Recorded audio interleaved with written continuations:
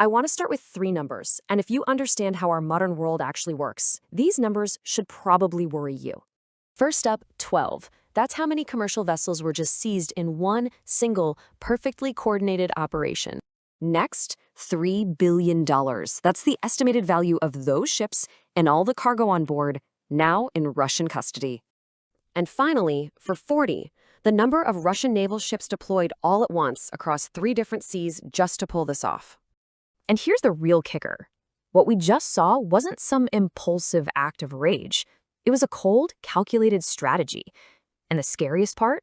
It was executed using a playbook we, the West, pretty much wrote for them. Okay, so let's dig into this. What we're really talking about here is a precise, multi-front military operation that was cleverly disguised to look like a simple legal action. These weren't just any ships. We're talking American-operated vessels, ships flying the flags of our allies, all taken. The reaction in Western capitals was pure shock. And that tells you something, right? It tells you our strategic thinking was completely unprepared for what was coming.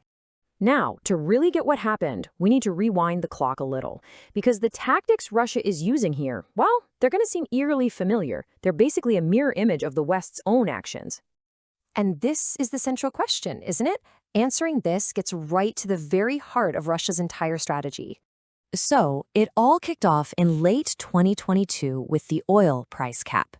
For the next 2 years, Russia quietly went to work building its own shadow fleet and financial systems. Then, in late 2024, the West upped the ante and started boarding tankers on the high seas. A few weeks later, Russia made its move. You see, it all comes down to how you look at it. From Washington's perspective, the price cap was this sophisticated, clever financial tool.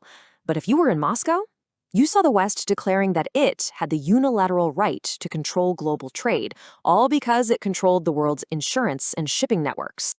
So the stage was set. The strategy was in place. All Russia needed was a trigger, a good pretext to launch its counterpunch.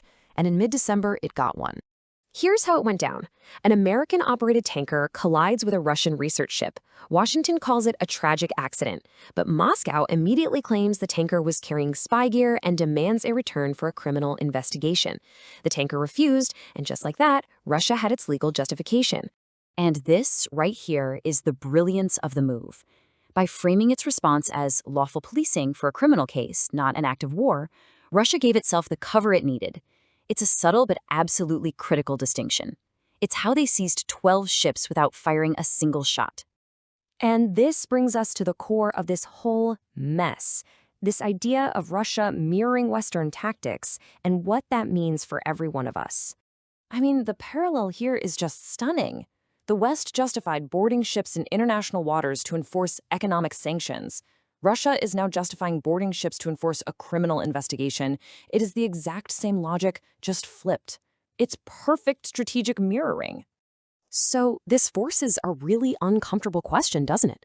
Can you really invent a set of rules for the rest of the world and honestly believe that no one will ever turn those rules back against you? The consequences are already hitting, and they are far-reaching. You've got hundreds of commercial sailors who are now effectively human bargaining chips. And you better believe that other countries like China and Iran are watching every single second of this play out.